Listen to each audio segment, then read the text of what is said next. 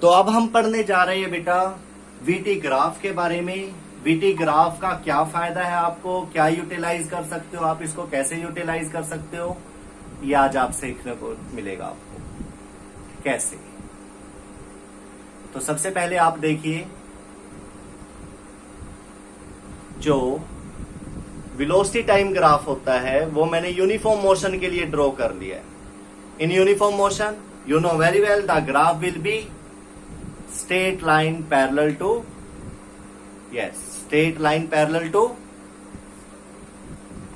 time axis. Very good.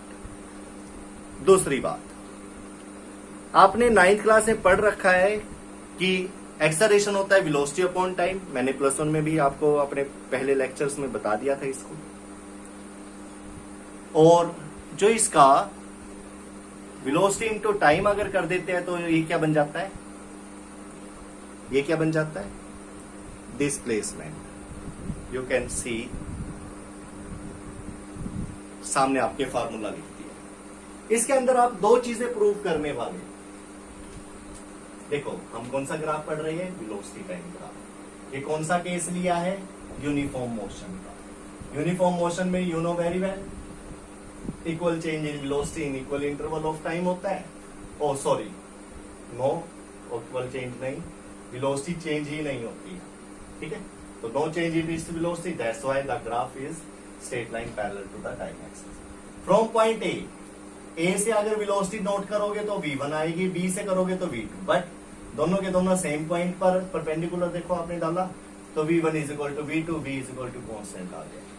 मतलब इन दोनों की वेलोसिटी में नो डिफरेंस, इसकी भी वही वेलोसिटी और इस पॉइंट पर भी वही वेलोसिटी। बट टाइम को लीजिए, ए पॉइंट पर जो उसका टाइम था वो t1 था, बी पॉइंट पर जो टाइम था वो t2, और इसको बोलेंगे time interval t। Delta t से लिखते हो आप इसको, अगर आपको ध्यान हो तो। मैंने कहा था this is change in velocity और change in time, change in. और अगर dt लिख दिया तो वो छोटा सा पार्ट हो जाएगा बिल्कुल इसका, ओके, डेल्टा t।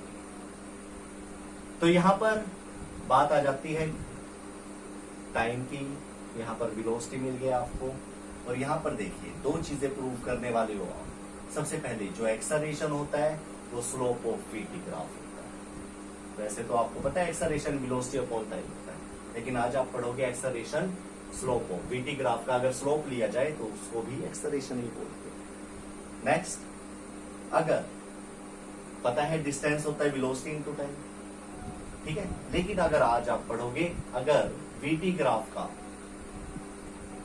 ग्राफ का एरिया अंडर द कर्व दिया जाए तो वो डिस्टेंस या डिस्प्लेसमेंट।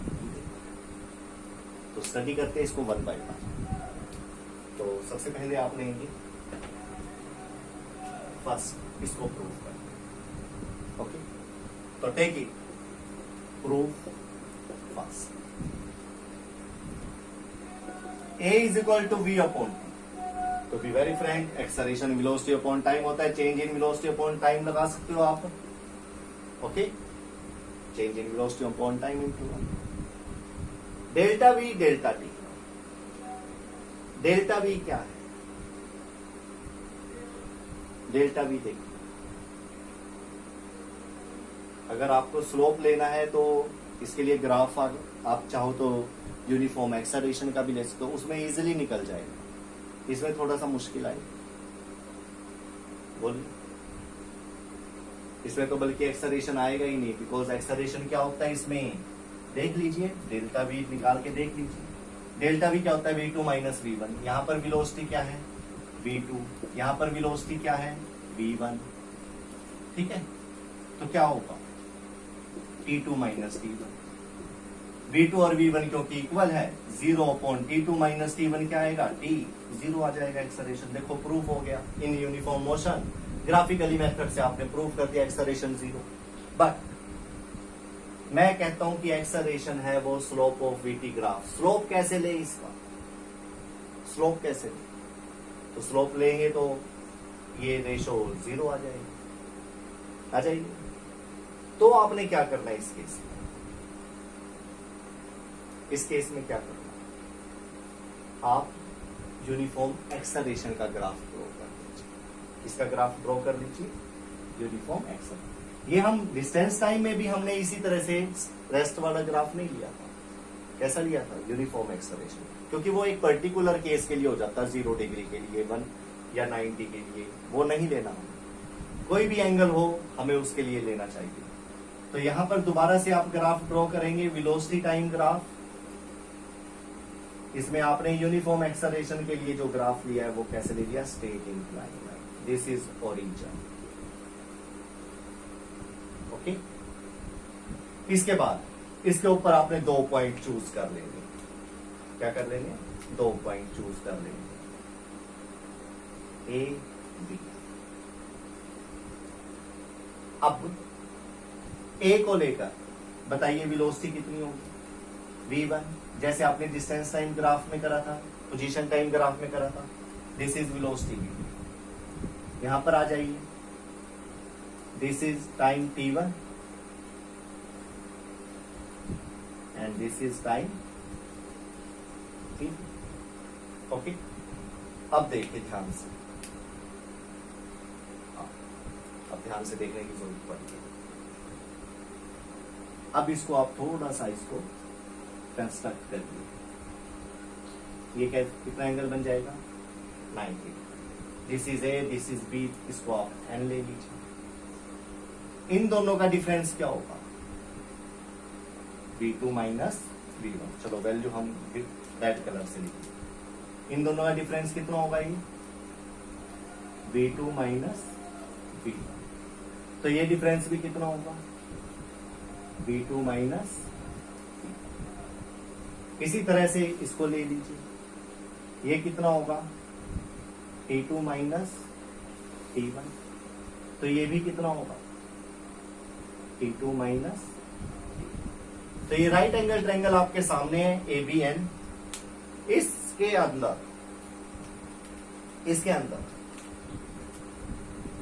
आप देखिए एक्सेलरेशन होता है velocity upon time, change in velocity upon time. Change in velocity v2 minus v1 लिखेंगे आप, दिख रहा आपको ये। और delta t t2 minus t1 लिखेंगे।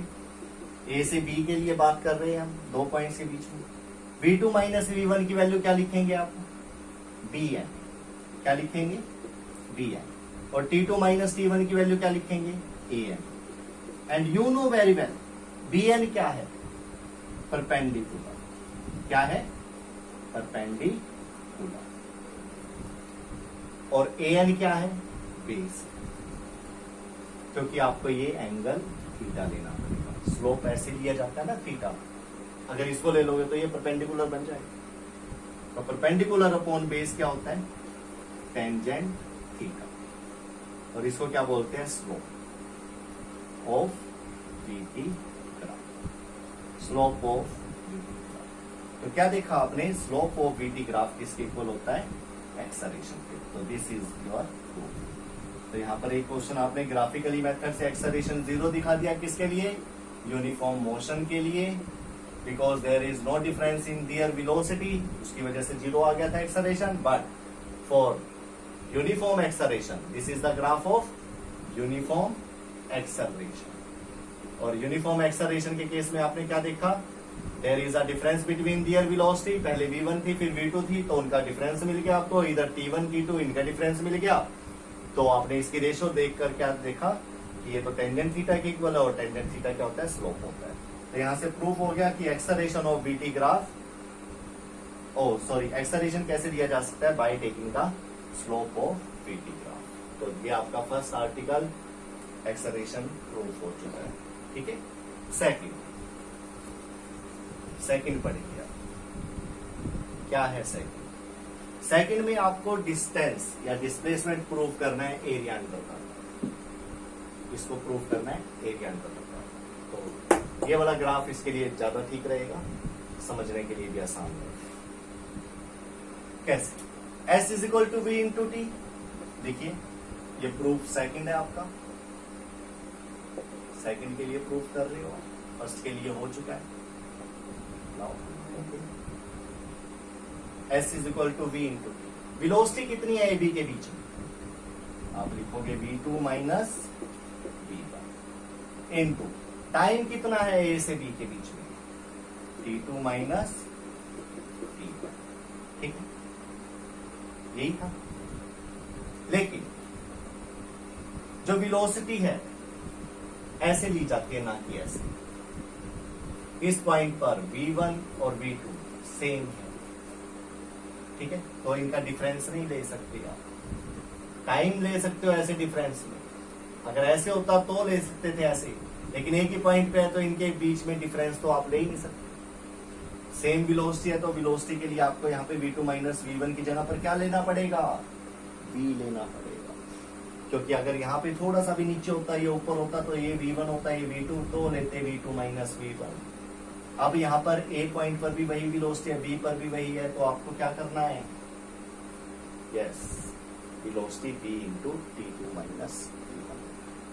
अब v क्या है, ए बी के बीच जो वेलोसिटी है वो कितनी है, v, जीरो तो नहीं, इनके बीच का डिफरेंस, इनके बीच में वेलोसिटी जीरो तो नहीं है, यहां से ए से बी के बीच में। तो ये आपका, सॉरी, ये इनके बीच में नो डिफरेंस, तो यहां से यहां तक की वैल्यू को क्या लेंगे आप, v। देख सकते हो आप, मैथमेटिकली भी देख सकते हो, डायग्राम में भी देख सकते हो कि ये वेलोसिटी को शो करता है, यहां से यहां तक की जो वैल्यू है उसको v ले लिया, v1 v2 या v कुछ भी ले सकते हो, लेकिन क्यों 1 और 2 का यहाँ पे टेंशन लेना गलत होता है, क्योंकि जब डिफरेंस है ही नहीं वेलोसिटी में तो हम क्यों नहीं। ये भी क्या होगा, v होगा, ये क्या होगा, t2 माइनस t1, तो ये भी क्या होगा, t2 माइनस t1। देखिए t2 minus t1, this is v, this is t2 minus. तो v इंटू टी, यानी कि यहाँ पर a b c d ये नाम दे दीजिए, तो यहां से वैल्यू देखिए, v की वैल्यू क्या होगी, ad, क्या होगी, इंटू t2 माइनस t1 क्या होगा, cd या dc। ओके, अब ad क्या चीज है, ad है, ये क्या है, रेक्टेंगल, ये क्या चीज दिख रही है आपको, एक रेक्टेंगल। तो एडी क्या है, इस रेक्टेंगल में ब्रेथ, क्या है ये, ब्रेथ, इनटू डीसी क्या है, लेंथ, और ये टोटल क्या है, एबीसीडी, रेक्टेंगल। और रेक्टेंगल में अगर ब्रेथ इंटू लेंथ किया जाए तो वो क्या होता है, 8, ठीक है, क्या होता है, तो एरिया अंडर द कर्व किसमें, in VT graph, area under the curve in VT graph. Velocity time graph में जो एरिया अंडर द कर्व होता है वो किसके इक्वल होता है, डिस्टेंस। यस और नो। तो इस तरह से आपने क्या देखा आज, डिस्टेंस, एक्सेलरेशन और वेलोसिटी, एसटी और वीटी ग्राफ का यूज करके आपने इस तीनों चीजें फाइंड आउट करनी सीखी। अब बात आ जाती है इनके ऊपर क्वेश्चंस, किसकी, क्वेश्चंस। तो क्वेश्चन करते हैं और साथ के साथ ये सारी की सारी चीजें इनका यूज करना आ जाएगा। क्वेश्चन करते हैं सबसे पहले,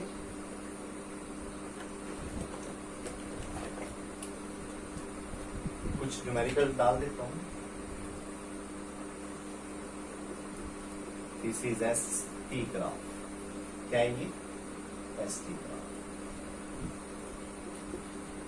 this is we T graph, this again we T graph. 3 करेंगे आज क्वेश्चंस। सबसे पहले एस टी ग्राफ,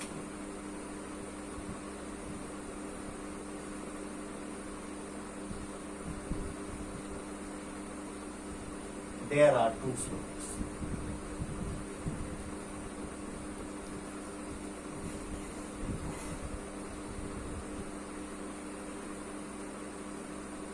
ओके, इस तरह से एसटी ग्राफ ले लिया आपने, ठीक है। क्वेश्चन है कि 2 ऑब्जेक्ट है, एक का स्लोप ए है और दूसरे का बी है, तो दोनों में स्पीड किसकी ज्यादा होगी, वेलोसिटी किसकी ज्यादा होगी? This is your question number 1। Velocity comparison कर रहे हैं, क्या कर रहे हैं? कंपैरिजन। क्योंकि कंपैरिजन के अंदर याद रखना, कंपैरिजन के अंदर आपको रेशो लेनी होती है, यानी कि रिलेटिव वर्ड बोलते हैं इसको। कंपैरिजन बोल दीजिए, रिलेटिव बोल दीजिए या रेशो बोल दीजिए। यानी कि इसके अंदर एक क्वांटिटी को ऊपर रखा जाता है और दूसरी क्वांटिटी को नीचे रखा जाता है, यानी कि रेशो, यानी कि फ्रैक्शन बोलते हैं इसको। क्या बोलते हैं? फ्रैक्शन। सपोज आपके पास 10 रुपए है और किसी आपके दोस्त के पास 20 रुपए है, और मैं कह दूं कि भाई बताओ क्या कंपैरिजन है तुम्हारा, क्या रेशो है, क्या रिलेशन है, ठीक है? तो आप कंपैरिजन निकालने के लिए हमेशा ऐसे करो, या फिर ऐसे भी कर सकते। इसमें आंसर आएगा 1/2 और इसमें आंसर आएगा 2। मतलब क्या होगा? या तो आप कहोगे कि मेरे पास उससे आधे रुपए है, भाई मेरे पास 10 है उसके पास 20 है, तो मेरे से कोई पूछा है तो मैं कहूंगा मेरे पास तो यार उसका हाफ है। और अगर आपने उससे पूछ लिया तो 20 रुपए वाली पार्टी से पूछ लिया तो वो कहेगा मेरे पास उससे डबल है, तो दोनों ही आंसर ठीक होते हैं। इसको बोलते हैं कंपैरिजन, या रेशो लेना, या फ्रैक्शन, और इसको रिलेटिव फॉर्म भी बोलते हैं, जो आपने एरर में पढ़ा था, एब्सोल्यूट, ठीक है, पढ़ा था ना। और अगर पूछा जाए भाई कितने ज्यादा है, तो 20 - 10 करके 10 आ जाएगा आंसर, वो एब्सोल्यूट में होगा। ऐसे करके दे दिया, ये रिलेटिव में होगा। परसेंटेज करना है तो क्या करोगे?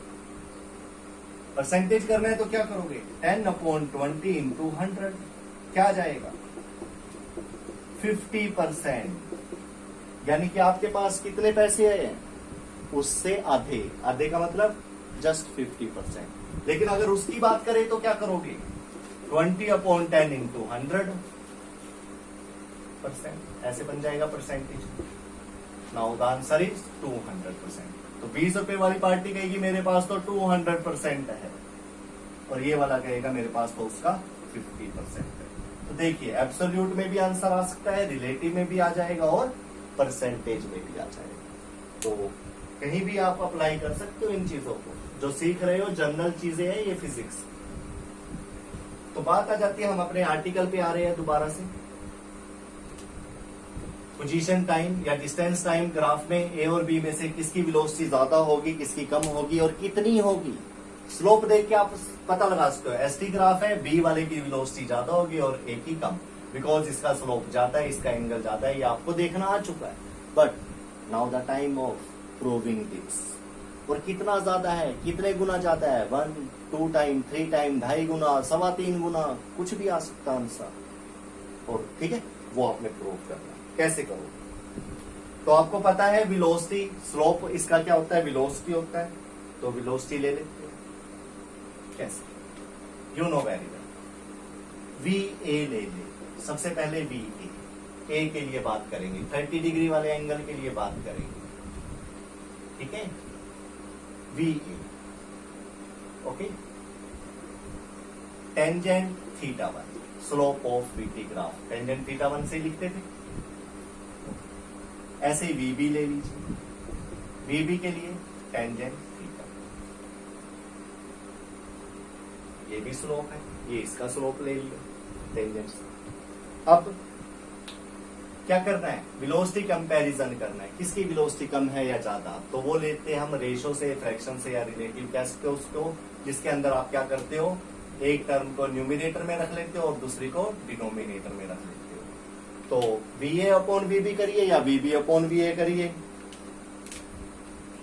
आपकी मर्जी। तो VA/VB, ये इक्वल टू का साइन बीच में लगा लेता हूं।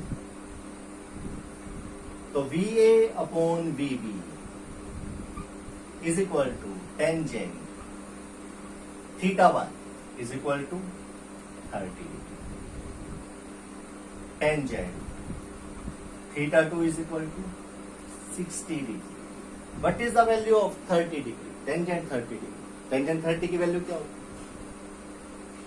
बताइए? 1/3.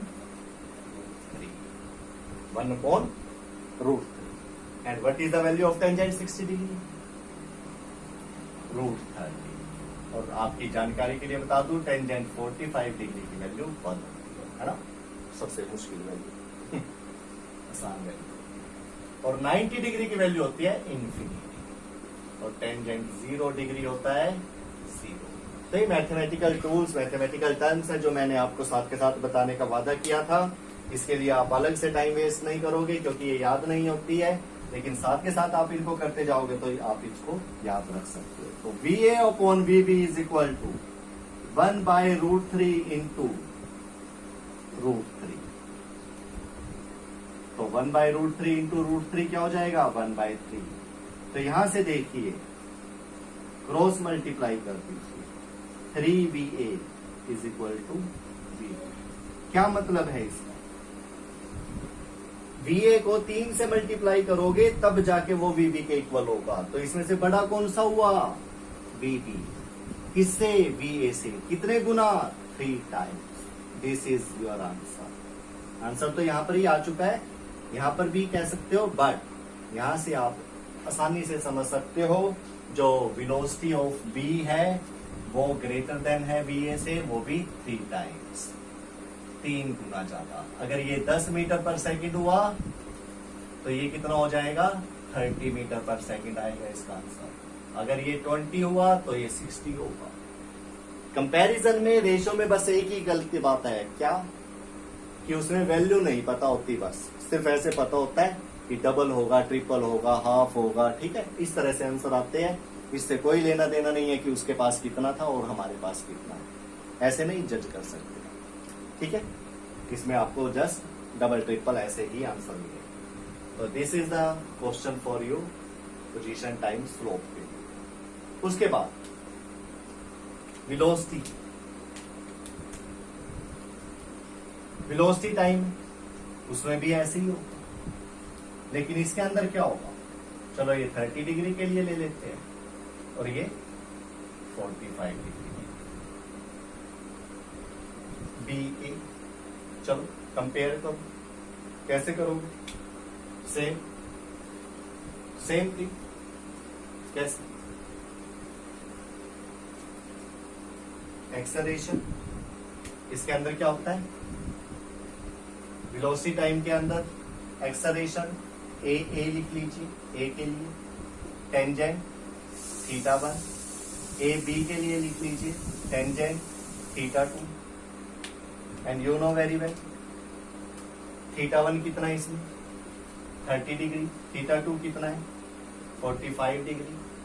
पुट कर दीजिए, AA is equal to tangent 30 degree, AB is equal tangent 60 degree. Compare कर दो, कंपेयर करने का मतलब रेशो ले लो, AA upon AB, tangent 30 degree की वैल्यू कितनी होती है, टेंजेंट 30 बताया था, 1/√3। टेंजेंट सॉरी 60 डिग्री नहीं है, 45 डिग्री है यहाँ, 45 डिग्री की वैल्यू क्या होती है, 1। तो यहां से आ गया AA upon AB is equal to 1/√3। क्या आएगा, √3 इंटू AA AB। √3 की वैल्यू कितनी होती है, 1.73। एक से ज्यादा है ना, एक से ज्यादा से अगर मल्टीप्लाई होता है तो ये वाली टर्म छोटी होती है इससे, ये भी ध्यान रखना, बड़ी लॉजिक की बात है। ये देखिए x is equal to Y, इन दोनों में से बड़ा कौन है, दोनों बराबर है। अब कौन बड़ा है, y, 2 गुना। अब कौन बड़ा है, अब x ज्यादा है तभी तो उसका हाफ करके y के इक्वल आया है। सपोज ये 100 होगा तो ये 50 होगा, तो अब x बड़ा है y से, कितना, डबल, या y छोटा है x से कितना, 2 टाइम्स। ये चीज बड़ी काम की है। देखो एक में 1 से ज्यादा था, फिर 1 से कम हो गया, ठीक है, और 1 हो तो इक्वल ही होते हैं दोनों। ओके, 1:1 का मतलब क्या होता है, x upon Y is equal to 1/1 आ जाए तो इक्वल है दोनों। लेकिन अगर x upon Y greater than 1 आ जाए तो इसका क्या मतलब होगा, समझिए इन चीजों को। This is the basic of mathematics. अगर ये नहीं आता तो आप आंसर निकाल के भी आंसर नहीं दे पाओगे। इसका मतलब होता है एक्स ग्रेटर देन का। अगर 1/2 होता तो x upon Y greater than 1/2, या फिर आप कह लो 2x ग्रेटर देन वाई। इसके अंदर x को 2 से मल्टीप्लाई करोगे तब जाके वो y से ज्यादा हुआ पड़ा है। तो x अपॉन वाई इस तरह से लिखा हुआ है, तो आप लिख सकते हो x y/2। देखिए इसका मतलब, देखिए इनका मतलब समझने की कोशिश करा करो बेटा। x upon Y greater than 1/2। 1/2 से ज्यादा ही होगी वैल्यू, कम नहीं हो सकती इसकी। 1/2 से ज्यादा क्या होता है 3/4, 1, 1.5, 3/2 जिसको कहते हो आप, उससे ही ज्यादा ही होगी, इससे वैल्यू कम नहीं होगी। अगर कह दिया जाए x upon Y is equal to 1/2 तो ये गलत होगा, क्योंकि यहाँ पे आपको बता रखा है कि ग्रेटर देन है, उससे इक्वल नहीं हो सकता, इससे लेस भी नहीं हो सकता। तो इन चीजों को समझा करो, बड़ी यूजफुल है। अगर आप फिजिक्स पढ़ रहे हो तो आपको इन चीजों के बारे में पता होना चाहिए। तो यहाँ पर देखिए 1.73 से मल्टीप्लाई कर रहे हो आप, तो इन दोनों टर्म में ये 1.5 गुना के करीब है, 1.25 गुना। तो a को 1 से ज्यादा से आप मल्टीप्लाई कर रहे हो, यानी कि ये टर्म छोटी है और ये वाली बड़ी है। तो A B is greater than, यानी कि acceleration of B is greater than A. कितने टाइम्स 1.73 टाइम्स। ओके, तो आपने ये सेकंड क्वेश्चन भी कर लिया स्लोप को लेकर। थर्ड कर दिया। थर्ड में क्या है, थर्ड में भी आप क्या कर सकते हो, वेलोसिटी टाइम है, ये लो किस तरह से ले लिया, एक ग्राफ ले लिया। कोई ऑब्जेक्ट है, ओरिजिन से चला, कुछ टाइम तक चला वो, और उसने क्या करा, यस वेलोसिटी रेज करी, बढ़ाई वेलोसिटी, 0 से देखो कितनी हो चुकी है, यहां तक कर दी v1। सपोज ये 50 मीटर पर सेकेंड, कितना 0 मीटर पर सेकेंड से 50 मीटर पर सेकेंड की उसने स्पीड क्या कर ली, रेज कर ली, ठीक है, बढ़ा ली। इसके अंदर जब उसने स्पीड बढ़ाई अपनी, सेकंड ले लेते, टाइम ले लेते, 1 सेकंड, 0 सेकंड में कितनी थी 0 वेलोसिटी, 1 सेकंड में बढ़ गई कुछ वेलोसिटी यहां पर हो गई, 2 सेकंड में फिर दोबारा यहां पे कोई वेलोसिटी हो गई, 3 सेकंड में फिर दोबारा से यहां पर उसने ये वेलोसिटी रेज कर ली, 0, 1, 2, 3, 4 या 0, 10, 20, 40, 50 जो भी है, ऐसे चलता रहा। आफ्टर 4 सेकंड उसकी वेलोसिटी कितनी आ गई, ठीक है। तो यहां पर आप एक्सेलरेशन कैसे निकालोगे, वेलोसिटी अपॉन टाइम, 50 अपॉन 4, क्योंकि स्ट्रेट इंक्लाइंड लाइन है, तो एक्सेलरेशन यहां पर निकालो, यहां पर निकालो, यहां पर निकालो, सब में सेम आएगा। तो आप देख सकते हो कितना आएगा आंसर, 12.5 मीटर पर सेकेंड, यानी कि वो हर सेकंड 12 मीटर पर सेकंड अपनी स्पीड को बढ़ा रहा है। यही होता है ना एक्सेलरेशन का मतलब। लेकिन क्वेश्चन आ जाता है, जब वो स्पीड बढ़ा रहा था 1 सेकंड में उसने इतनी कर ली, 2, 3, 4, सड़क पे हो आप, बाइक चला रहे हो, स्कूटी चला रहे हो, पहले 0 मीटर पर सेकंड 0 सेकंड, 1 सेकंड बाद आपकी स्पीड 10 मीटर थी, 2, ठीक है, इस तरह से होते हुए 4 सेकंड आप कर गए, इस तरह से कहां तक पहुंच गए आप, कितना डिस्टेंस कवर करा आपने, तो वो आप फाइंड आउट कर सकते हो by taking the area under the curve. ओए के नीचे एरिया निकाल लीजिए, उसको बोलते हैं डिस्टेंस। क्या बोलते हैं, डिस्टेंस। तो डिस्टेंस कैसे निकालेंगे, by taking area of OA. तो S is equal to area कैसे निकालोगे, this is a triangle. Triangle के अंदर क्या होता है, फार्मूला लगता है एरिया निकालने का, बेस इंटू हाइट भी बोल सकते हो, परपेंडिकुलर इंटू बेस ही बोल सकते हो।